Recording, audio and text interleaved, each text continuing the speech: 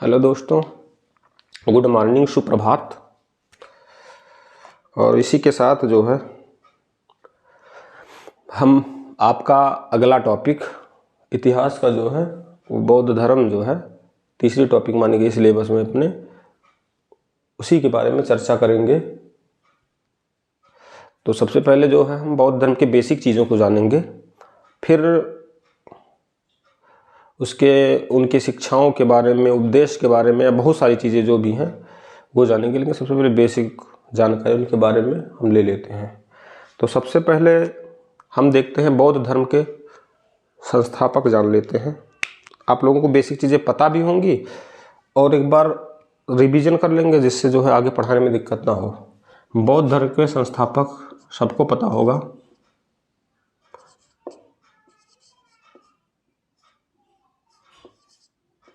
महात्मा बुद्ध।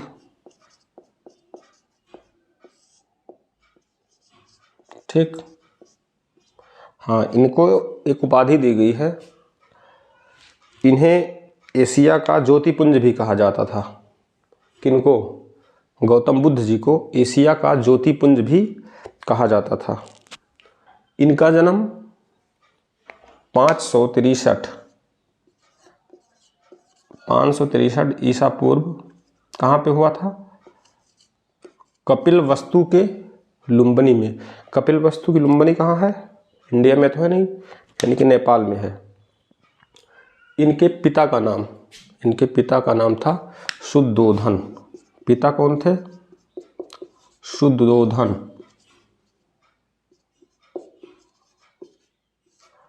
माता कौन थी? माता महामाया। लेकिन हुआ क्या कि जैसे ये 7 दिन के हुए, इनकी माता की मृत्यु हो गई। ठीक, बचपन में ही। उस टाइम पे इनका लालन पालन जो था, इनकी सौतेली माता जिनका नाम था प्रजापति गौतमी। ठीक, प्रजापति गौतमी जी ने किया। ठीक, अब वैसे जब ये बचपन में थे तो इनके राज्य में, इनके घर पे एक ऋषि आए थे और उन्होंने बताया था कि ये बड़े होकर जो हैं एक सन्यासी बनेंगे। कौन? सिद्धार्थ। इनके बचपन का नाम था सिद्धार्थ। ये बड़े होकर सिद्धार्थ जो है एक सन्यासी बनेंगे। अच्छा, इसी का डर इनके मन में था कि कहीं इनके मन में वैराग ना आ जाए, तो इनके पिताजी ने क्या किया, 16 वर्ष की उम्र में इनकी शादी कर दी। किससे कर दी? यशोधरा से। यशोधरा से 16 वर्ष की अवस्था में शादी कर दी। ठीक, इनका एक पुत्र भी हुआ था जिसका नाम था राहुल। क्यों किया? क्योंकि इनको डर था कहीं ये जो है कहीं सन्यासी न बन जाए, और इसी सन्यासी बनने के डर से ही ये इनको बाहर, घर महल के बाहर निकलने ही नहीं देते थे। लेकिन क्या हुआ कि एक दिन, उसके बाद भी एक दिन ये राज्य के भ्रमण पर निकलते हैं सारथी के साथ। फिर क्या हुआ, जैसे थोड़ी सी आगे बढ़ते हैं तो इन्होंने देखा कि एक, सबसे पहले एक बूढ़ा व्यक्ति जा रहा था। वो बूढ़ा क्या था? एक मनुष्य था। वो एक डंडे के सहारे चल रहा था। तो ये, इनको पता नहीं था बूढ़ा क्या होता है। तो ये जा रहे थे, तो उसके बाद इन्होंने सारथी से पूछा कि सारथी ये बताइए, ऐसे क्यों चल रहे हैं? मतलब 2 पैर होने के बावजूद एक डंडे से सहारा क्यों ले रहे हैं? तो इन्होंने बताया कि महाराज, ये जो है बूढ़े हो गए हैं, और आदमी सब बूढ़ा होता है। एक दिन जन्म होता है, फिर जवान होता है, फिर एक बार बूढ़ा हो जाता है। तो यह देखकर इनको बड़ा दुख हुआ मन में। फिर ये और आगे बढ़े तो इन्होंने देखा एक व्यक्ति पड़ा हुआ था जो कराह रहा था, वो बीमार था। तो उन्होंने पूछा कि ये क्यों कराह रहे हैं, इनको किस चीज़ की पीड़ा है? तो फिर सारथी ने बताया कि महाराज जो है ये बीमार है। धीरे धीरे आदमी जो है, शरीर जब कमज़ोर हो जाता है तो बीमार हो जाता है। तो ये भी सुनकर जो है, सबको बीमारी होती है, हमको भी हुई, आपको भी होगी। ये सुनकर भी बड़ा कष्ट हुआ। फिर और आगे बढ़े ये। फिर जब ये आगे बढ़े तो देखे कि एक व्यक्ति जो कि ऊपर लेटा हुआ था, 4 व्यक्ति उसे कंधे पर लेकर जा रहे थे। फिर सिद्धार्थ ने पूछा कि ऐसा क्यों कर रहे हैं, एक व्यक्ति को जो है ये लोग 4 कंधे पे क्यों ले जा रहे हैं। तो फिर सारथी ने बताया कि ये जो थे, ये पहले जन्म हुआ, फिर जवान हुए, फिर बीमारी हुई, और ये जो बूढ़े होकर फिर इनकी मृत्यु हो गई। ऐसा सबके साथ होता है, हमारे साथ भी होगा, आपके साथ भी होगा। ये सुनकर भी बड़ा कष्ट हुआ इनको। फिर और आगे बढ़ते हैं तो देख रहे हैं एक वृक्ष के नीचे एक सन्यासी जो है तपस्या कर रहे थे, वो लीन थे तपस्या में। तो फिर इन्होंने पूछा कि ये क्या कर रहे हैं वृक्ष के नीचे आंख बंद करके। तो फिर सारथी ने बताया कि महाराज ये जो हैं शांति की खोज कर रहे हैं। शांति खोज का मतलब ये हुआ कि भगवान में लीन है, मोक्ष की प्राप्ति के लिए ये तपस्या कर रहे हैं। इनको सांसारिक मोह माया से कोई लेना देना नहीं है। फिर यही देखकर तो इनके मन में तुरंत वैराग उत्पन्न हो गया। फिर उसके बाद ये घर जाते हैं। घर जाने के बाद जो है इन सांसारिक कष्टों को देखते हुए रात में ही ये क्या किया, 29 वर्ष की अवस्था थी, रात में ही निकल लिए। ठीक, ये जब निकले थे तो बौद्ध धर्म में इस क्रिया को एक नाम दिया गया था, इस घटना को। उसका नाम था महाभिनिष्क्रमण। तो ये एग्जाम में पूछा भी जाता है कि महाभिनिष्क्रमण का क्या अर्थ है। तो उसका आंसर यही होगा, भगवान बुद्ध के, महात्मा बुद्ध के गृह त्याग की घटना को ही महाभिनिष्क्रमण कहते हैं। ठीक, ये सबसे पहले क्या हुआ, ज्ञान के लिए इधर उधर भटकते रहे, लेकिन इनको ज्ञान नहीं मिल रहा था। फिर सबसे पहले इनकी मुलाकात जो हुई इनके पहले गुरु से हुई, जिनका नाम था अलार कलाम। ठीक, अलार कलाम। इन्होंने फिर इनसे ही जो है क्या किया, अलार कलाम के प्रथम गुरु थे। हाँ, रख लो। ठीक।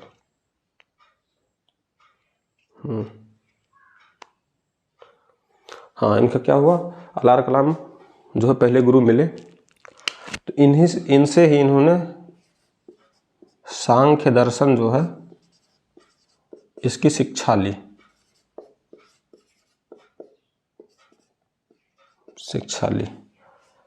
फिर उसके बाद क्या किए, ये अपने 5 मित्रों के साथ शिक्षा तो ले ली, फिर 5 मित्रों के साथ अपने ये सारनाथ चले गए। क्या करने, कठिन तपस्या की। वहाँ पर भी सारनाथ में भी इन्होंने कठिन तपस्या की, लेकिन कई वर्षों की कठिन तपस्या में कुछ मिला नहीं, कुछ परिणाम नहीं हुआ। तो फिर ये जो है वहाँ से चले गए। कहाँ पे गए, गया में गए। और गया में जाने के बाद इन्होंने कठिन तपस्या की, और वहीं 35 वर्ष की अवस्था में, ठीक, 35 वर्ष की अवस्था में इनको ज्ञान प्राप्त हुआ। कहाँ पे हुआ, वो एक वृक्ष था पीपल का। ठीक, पीपल का वृक्ष जो आज बोधि वृक्ष के नाम से जाना जाता है, पीपल के वृक्ष के नीचे, ठीक, इनको एक नदी थी। ठीक, नदी फाल्गु नदी, जिसे हम निरंजना भी कहते हैं। तो अलग अलग जगह पे अलग अलग दिया गया है इनको। और वैशाख की पूर्णिमा की रात को इनको ज्ञान की प्राप्ति हुई थी।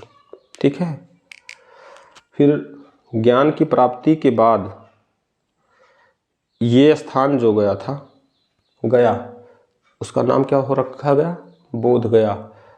उस स्थान का जहाँ पे इनको ज्ञान की प्राप्ति हुई थी, उस स्थान को बोध गया के नाम से जाने जाने लगा। तो ज्ञान की प्राप्ति इनको हो गई थी। उसके बाद इन्होंने प्रथम उपदेश भी दिया। अच्छा हाँ, इनके प्रथम उपदेश, इन्होंने प्रथम उपदेश जो दिया था वो सारनाथ में दिया था। ठीक, सारनाथ में प्रथम उपदेश तो दिया था, कौन सी भाषा में दिया था? पाली भाषा में। लेकिन सर्वाधिक उपदेश जो इन्होंने दिया था, कहाँ दिया था? कौशल देश की राजधानी श्रावस्ती। कहाँ पे? कौशल देश की राजधानी श्रावस्ती में इन्होंने सर्वाधिक उपदेश दिया था। इस चीज को याद रखना है। ठीक, तो ये हो गया इनका प्रथम उपदेश। अब हम क्या जानते हैं त्रिरत्न के बारे में। त्रिरत्न क्या है? इनके हिसाब से जो त्रिरत्न था वो कौन कौन से थे? बुद्ध, संघ, धम्म। ठीक, ये त्रिरत्न थे इनके, इसमें ज़्यादा कुछ है नहीं। अब उसके बाद नंबर आता है आपका सत्य कथन भी कुछ कहे थे, यानी कि इनका मत जो था, यानी ये जो उपदेश है मान के चलिए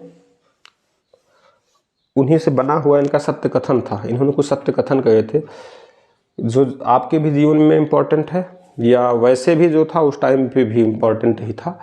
तो इसको इस तरीके से जान सकते हैं कि इन्होंने कहा था कि संसार जो है ये दुखों से भरा हुआ है, संसार दुखों से भरा हुआ है और ये हर दुख का कोई ना कोई कारण है। ठीक, संसार दुखों से भरा है,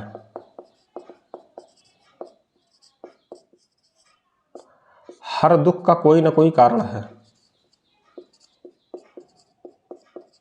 कोई ना कोई कारण है। ठीक, और दुख का सबसे बड़ा कारण जो है, दुख का सबसे बड़ा कारण क्या है? इच्छा है। और ये इच्छा जो है ये दूसरा नंबर है, ये तीसरा नंबर है। क्या है? सत्य कथन। तो चौथा नंबर जो आता है, इन्होंने कहा था कि इस इच्छा पे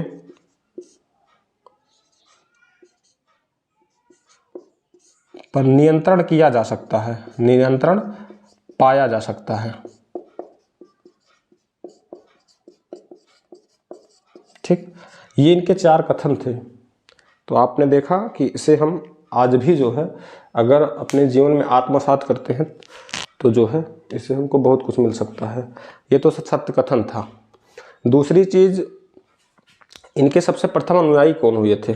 टॉपिक जो है, सबसे प्रथम अनुयायी जो हुए थे वो कोई साधारण ना होकर 3 लोग हुए थे जो एक राजा थे।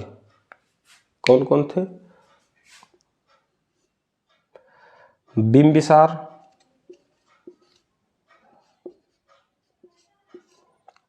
उदयन, प्रसेनजित। ठीक, ये इनके क्या थे? अनुयायी थे। ठीक, कौन कौन? बिंबिसार, उदयन, प्रसेनजित, ये तीनों राजा थे। ठीक, ये इनके प्रथम अनुयायी थे। इनके जो अनुयायी थे वो इनके 2 मत हुआ करते थे, यानी 2 भाग में बटे हुए थे। कौन कौन से थे? एक तो भिक्षुक हुआ करते थे, भिक्षुक, और दूसरे कौन थे? उपासक। इनके अनुयायी 2 भागों में बटते थे, एक भिक्षुक और एक उपासक। भिक्षुक क्या होते थे? भिक्षुक तो वो होते थे कि जो बौद्ध धर्म ग्रहण करने के लिए ये डायरेक्ट सन्यासी बन जाते थे, सन्यास को ही ग्रहण कर लेते थे। दूसरे होते थे उपासक। उपासक जो होते थे वो कहते थे कि गृहस्थ जीवन व्यतीत करते रहो, धर्म का आत्मसात करते रहो, यानी धर्म की जो शिक्षाएं हैं उसको ग्रहण करते रहो और जो है अपना गृहस्थ जीवन व्यतीत करते रहो। तो ये 2 प्रकार के जो थे ये इनके अनुयायी होते थे। अब थोड़ा सा हम ये जान लेते थे बुद्ध के जीवन से संबंधित धर्म के प्रतीक, यानी कि बुद्ध का जो जीवन था उनकी एक एक जो घटना हुई थी उससे जो है बौद्ध धर्म में कुछ प्रतीक बताए गए हैं जो लिए गए हैं, उनके बारे में हम जान लेते हैं। इससे क्वेश्चन अक्सर पूछा जाता है, क्योंकि जो 5 महत्वपूर्ण चीज़ें हैं उससे अक्सर क्वेश्चन आते हैं। सबसे पहले इनका जन्म जो हुआ था, जन्म के लिए क्या प्रतीक है? कमल एवं षाण। क्या हम देख रहे हैं? ये कमल एवं षाण। ठीक। दूसरा चीज क्या है? गृह त्याग। जब ये गृह त्याग किए थे उसके लिए कौन सा चिन्ह है? घोड़ा। तीसरा चीज क्या है? ज्ञान। ज्ञान जब प्राप्ति हुई थी तो कहाँ हुई थी? पीपल के वृक्ष के नीचे। पीपल वृक्ष जिसे अब हम बोधि वृक्ष कहते हैं, बोधि वृक्ष। ठीक। निर्वाण जो हुआ था इनका,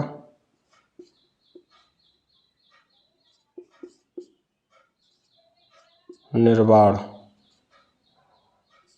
इनके पैरों के निशान यानी कि पद चिन्ह जिसको बोलते हैं। फिर एक इनका मृत्यु आता है लास्ट। मृत्यु जो था इसके याद में इनके जो स्तूप बनाया गया था, यही इनका चिन्ह था। ठीक। ये इनके क्या थे? ये इनके जीवन से संबंधित बौद्ध धर्म के कुछ प्रतीक जो थे वो यही थे। मृत्यु की बात आती है तो सबसे पहले हम मृत्यु जान लेते हैं। इनकी जो मृत्यु हुई थी वो 483 ईसा पूर्व में हुई थी। कब? 483 ईसा पूर्व में। कहाँ पे हुई थी? ये उपदेश देते देते कहाँ पहुँचे थे? कुशीनगर में। कुशीनगर में ये पहुँचे थे। कौन से? इनकी मृत्यु जो थी 483 ईसा पूर्व में हुई थी। कहाँ पे हुई थी? स्थान जो था वो था कुशीनगर। ठीक। ये कुशीनगर में इनका जो है मृत्यु हुआ था। अच्छा हाँ, इनका एक जब मृत्यु हुई थी इसे क्या कहा गया था? महापरिनिर्वाण। ठीक। ये जब मृत्यु हुई थी तो इस घटना को क्या कहते हैं? महापरिनिर्वाण। ठीक।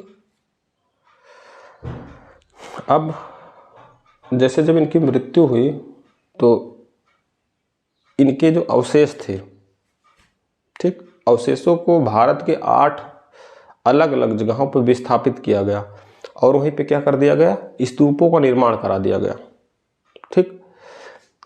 जब जैसे देखा जाए तो सबसे बड़ा स्तूप जो है कौन सा है? अभी जो है हम लोग पढ़ते हैं सांची का स्तूप।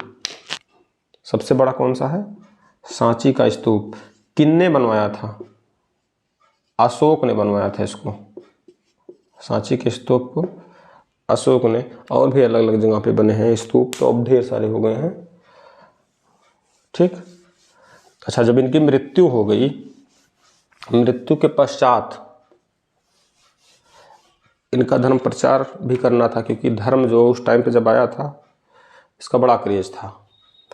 धर्म प्रचार भी करना था। जितने राजा महाराजा हुआ करते थे उस टाइम पे, उनके मन में बड़ा प्रभाव पड़ा था इस धर्म का। तो उन्होंने सोचा कि यार ये तो धर्म ऐसे ख़त्म हो जाएगा। अगर भगवान बुद्ध, महात्मा बुद्ध जो है अब नहीं रहे हैं, उनका परिनिर्वाण हो चुका है, तो वो जो है अब ये धर्म ही ख़त्म हो जाएगा, तो इसके लिए कुछ करना पड़ेगा। तो उन राजाओं ने, कुछ राजाओं ने इसी बौद्ध धर्म के प्रचार के लिए बौद्ध संगीतियों का आयोजन किया। ठीक। बौद्ध संगीतियों, ये बौद्ध संगीतियाँ जो थी ये कितनी हुई थे?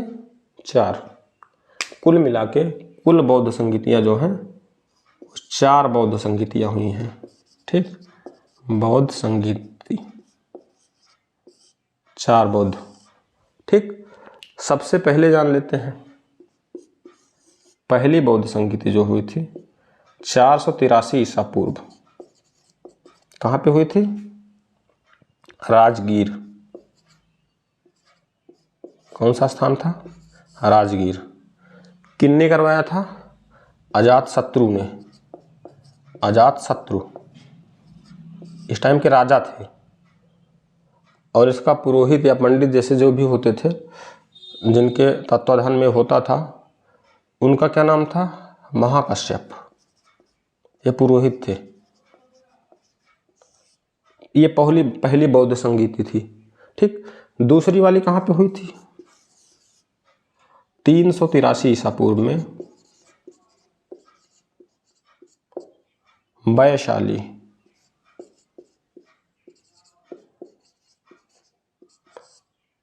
कौन से राजा थे उस टाइम पे? कालाशोक। पुरोहित कौन था? एक सवाकामी थे, वही पुरोहित हुआ करते थे। ठीक, आपकी तीसरी बौद्ध संगीति जो हुई थी वो कब हुई थी? 255 में। ठीक, 255 ईसा पूर्व। कहाँ पे हुई थी? पाटलिपुत्र, मतलब कि पटना। ठीक, कौन से राजा थे? अशोक सम्राट। उस टाइम पे पुरोहित कौन था? इनका नाम थोड़ा सा टेढ़ा है, मुगली पुत्तिस। ठीक, हाँ, चौथी वाली जो हुई थी अब ईसा पूर्व से बदल गया था, अब आ गई थी ईसवी, पहली ईसवी में चौथी बौद्ध संगीत और अंतिम बौद्ध संगीत हुई थी। कहाँ पे हुई थी? कौन सी जगह पे? कुंडल वन। कुंडल वन का मतलब जानते होंगे, जिस कश्मीर को कुंडल वन कहते थे। कौन से राजा थे? कनिष्क। और पुरोहित कौन थे? ये थे इसके अध्यक्ष कौन थे? वसुमित्र। इसमें उपाध्यक्ष भी बनाए गए थे, जिनका नाम था वो क्या? अश्वघोष थे, ये उपाध्यक्ष थे। ये हो गई बौद्ध संगीतियाँ। इसमें क्या हुआ था? ये किसके लिए हुआ था? धर्म प्रचार के लिए, बौद्ध धर्म के धर्म प्रचार के लिए इनका आयोजन किया था। और इनके आयोजन से ही जो है, अगर सही रूप से देखा जाए तो बौद्ध धर्म का जो प्रचार हुआ था, अगर ये धर्म संगीतियाँ ना हुई होती तो उस टाइम पे बौद्ध धर्म का पतन हो गया होता। लेकिन इन 4 बौद्ध संगीतियों की वजह से ही ये पूरी तरीके से एक्सपेंड कर गया, फैल गया था।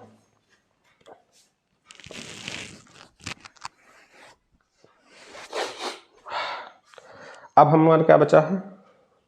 विभाजन। एक जो हमारी टॉपिक बच रही है उसका नाम है बौद्ध धर्म का विभाजन। तो जब बौद्ध संगीतियाँ चारों खत्म हो गई, ठीक, तो उसके बाद क्या हुआ? बौद्ध धर्म का विभाजन हो गया चारों बौद्ध संगीतियों के खत्म होने के बाद। कई भागों में कैसे हुआ? 2 भागों में विभाजन हो गया। एक हो गए हीनयान, एक हो गए महायान। तो ये हीनयान जो था काफ़ी कठिन माना जाता था, महायान जो था वो काफ़ी सरल माना गया था। तो जैसे कि इसको मान लेते हैं, क्या था? ये सबसे प्राचीन था, इसीलिए कठिन था। ये इसकी विशेषता क्या थी? हीनयान काफ़ी प्राचीन था, एकदम नवीन था ये महायान। ठीक, ये क्या था? अभी बता रहे थे आपको, ये कठोर था और ये सरल था।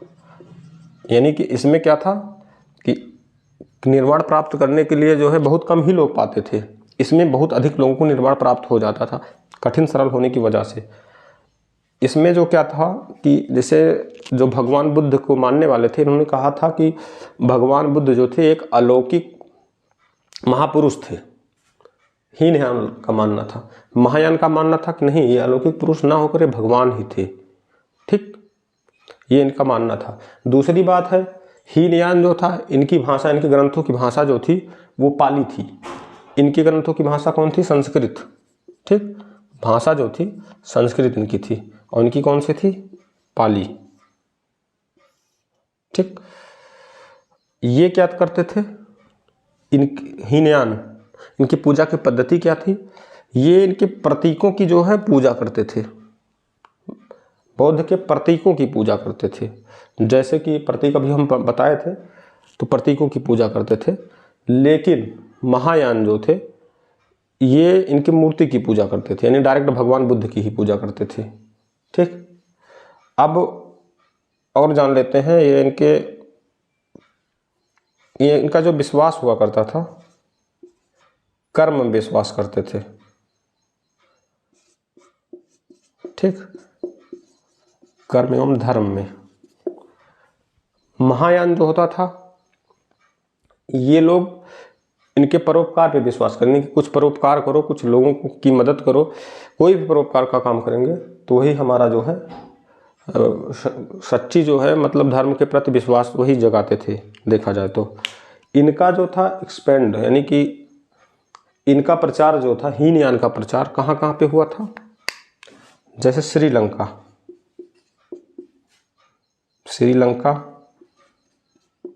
कंबोडिया,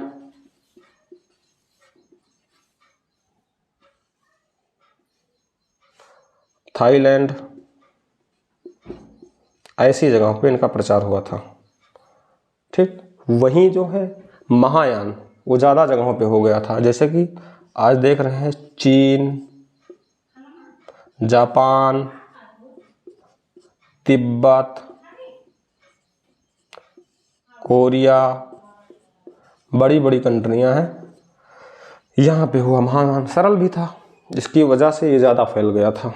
ठीक है, तो ये होगा विभाजन इनका, दो प्रकार के धर्म में विभाजित हो गया।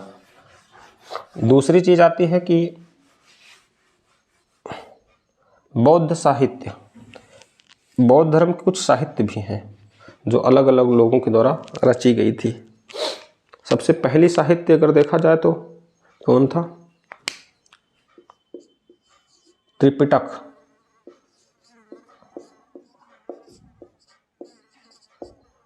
ये कैसे, कितने या 3 प्रकार से था, कितने प्रकार का, त्रिपिटक ये एक प्रकार का ग्रंथ है, त्रिपिटक जो है एक प्रकार का ग्रंथ है। ठीक, ये 3 प्रकार से था। भाषा कौन सी थी इसकी, पाली जो थी, ये 3 प्रकार की इसकी भाषा, 3 प्रकार से था। भाषा जो थी पाली थी। पहला क्या था, पहला त्रिपिटक अगर देखा जाए तो ये था विनय त्रिपिटक या पिटक जिसको बोल सकते हैं, विनय पिटक। ये क्या था इसकी विशेषता, विनय पिटक में जो दिया गया है, इसमें बौद्ध धर्म में जो भिक्षु एवं भिक्षुड़ियाँ थी उनके आचरण से संबंधित बातें बताई गई हैं विनय पिटक में। ठीक। दूसरी चीज है, कौन सा आता है, सुत्त पिटक। सुत्त पिटक जो होता था उसमें बौद्ध धर्म की जो उपदेश है उनको संकलित किया गया है सुत्त पिटक में। तीसरा क्या है, अभिधम्म जिसको बोलते हैं, अभिधम्म पिटक। इसमें क्या है, इसमें बौद्ध धर्म की दार्शनिक व्याख्या की गई है। दार्शनिक व्याख्या अलग अलग जगहों की जो है इस अभिधम्म पिटक में की गई है। तो ये त्रिपिटक जो था पहला ग्रंथ था, वो 3 भागों में बटा हुआ था, जिसकी भाषा संस्कृत पाली थी। वो 3 भागों में था, 3 अलग अलग जो विनय पिटक था उसके बारे में जो जान गए भिक्षु एवं भिक्षुणियों के आचरण के संबंधित बातें बताई गई हैं। सुत्त पिटक में अभी हमने देखा कि इसमें उनके जो बौद्ध धर्म के उपदेश थे वो संकलित किए गए थे। अभिधम्म पिटक जो था उसमें हमने क्या देखा कि जो दार्शनिक जगहें थी या दार्शनिकता जो थी उसके बारे में बताया गया था अभिधम्म पिटक में। अब दूसरा जो इनका ग्रंथ आता है वो पॉपुलर धर्म है, जिसको कहते हैं कि जातक कथाएं।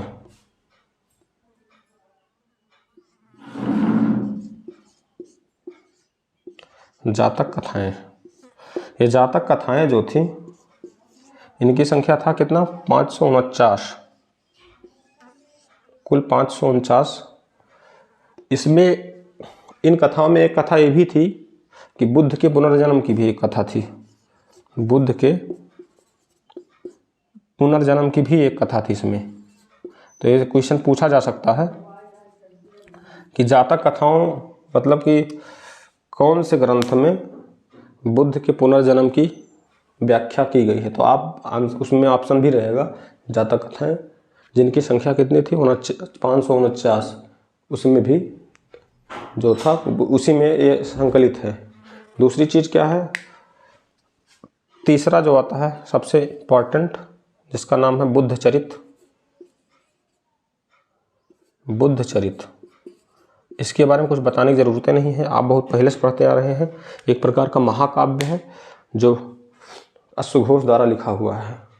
ठीक, ये इतना पॉपुलर है कि पहले चीज़ तो इसमें भगवान बुद्ध के जीवन वृत्तांत का ही वर्णन है, ज़्यादा कुछ नहीं है, लेकिन इतना पॉपुलर है कि इसको जो है बौद्धों का रामायण भी कहा जाता है। ठीक, क्वेश्चन भी पूछ लेते हैं, बौद्धों के रामायण कौन से ग्रंथ को कहा जाता है, तो हम आंसर दे सकते हैं बुद्ध चरित को। किसने लिखा था? अश्वघोष ने। एक प्रकार महाकाव्य है और इसमें जो था कौन सी भाषा में लिखा गया था? ये संस्कृत भाषा में था। ठीक,